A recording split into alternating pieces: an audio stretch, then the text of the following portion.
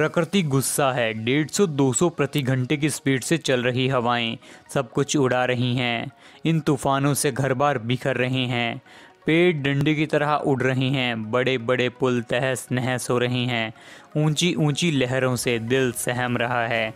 इस साइक्लोन ने पहले देश की आर्थिक राजधानी मुंबई में तबाही मचाई थी, फिर गुजरात को तहस नहस किया। ताउते नाम का ये चक्रवर्ती तूफान भले ही अब थम गया हो, लेकिन इसने अपना जो रूप दिखाया है उसने लोगों के दिलों को हिला दिया है। ताउते नाम का ये तूफान भले ही अब कमज़ोर हो गया हो, लेकिन इसकी तबाही को भुलाया नहीं जा सकता। क्या है ये साइक्लोन, क्यों आते हैं साइक्लोन, और क्यों प्रकृति इंसानों पर ये कहर बरसाती है? तो इन सब सवालों के जवाब आपको आज इस वीडियो में मिलेंगे।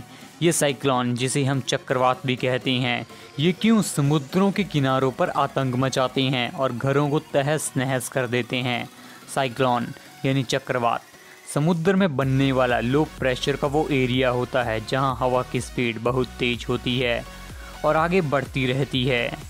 जब चक्रवात के आसपास की हवाएं 150 से 250 प्रति घंटे की रफ्तार से चलने लगती हैं तो वो साइक्लोन और भी ज़्यादा खतरनाक बन जाता है, जिसे महाचक्रवात सुपर साइक्लोन भी कहते हैं। जब ये साइक्लोन समुद्र के किनारों पर बसे हुए शहरों से टकराता है तो इसे लैंडफॉल कहते हैं।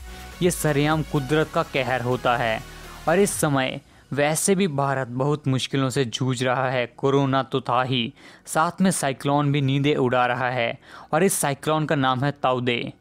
ये एक चक्रवाती तूफान है जो तांडव मचा रहा है भारत के कई शहरों में।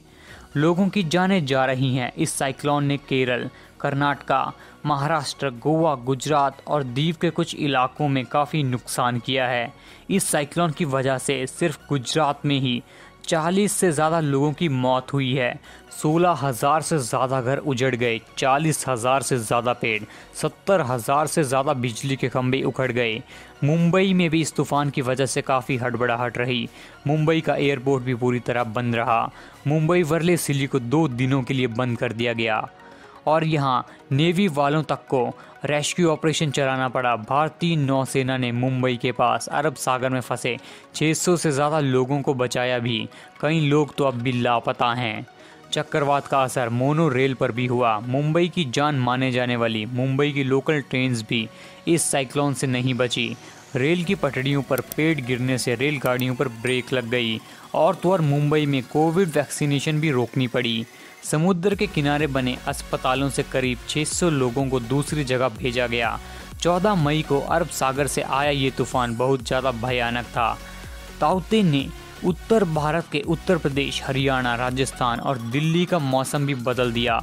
अब मौसम विभाग ने एक और चक्रवाती तूफान की चेतावनी दी है, तो बंगाल की खाड़ी की साइड आ सकता है। चक्रवाती तूफान तो भयानक होता ही है, लेकिन ये होता क्या है, कैसे पैदा होता है, चक्रवात का नाम कैसे रखते हैं और इतनी तबाही मचा चुके तूफान ताउते का क्या मतलब है, ये जानने का वक्त आ चुका है।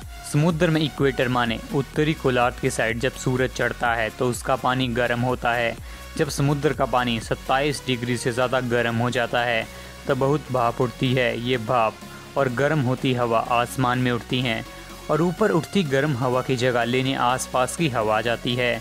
यही गर्म हवा ऊपर उठकर गर्म होने लगती है और बनते हैं नमी से भरे बड़े बड़े बादल। आसमान में ऊपर उठते बादल कोरियोलिस फोर्स की वजह से गोल गोल घूमते हैं। कोरियोलिस फोर्स धरती की घूमने से पैदा होने वाली फोर्स होती है। हवा के इधर उधर होने से और बादल बनने का सिस्टम जब लगातार बनता है तो बात सीरियस हो जाती है, क्योंकि तब होता है तूफान का जन्म। जितनी नमी और गर्मी, तूफान उतना ही जोर का होता है।